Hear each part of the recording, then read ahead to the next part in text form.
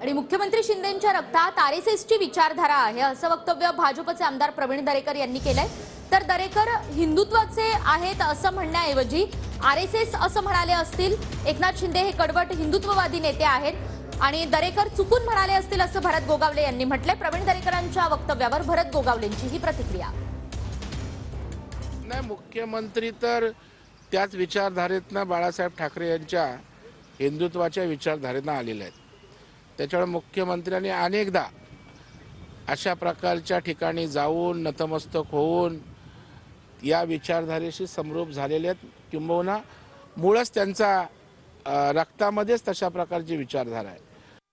सगळ्यांमध्ये हिंदुत्वाचं रक्त आहे आणि हिंदुत्वाचं रक्त म्हणायच्या ऐवजी त्यांनी आरएसएसचं बोलले असतील असं आम्हाला वाटतंय। पण आपल्या मुख्यमंत्री हे हिंदुत्ववादी आहेत हे कोणालाही नाकारता येणार नाही आहे आणि दिघे साहेबांच्या तालमीमध्ये तयार झालेली ती व्यक्ती आहे।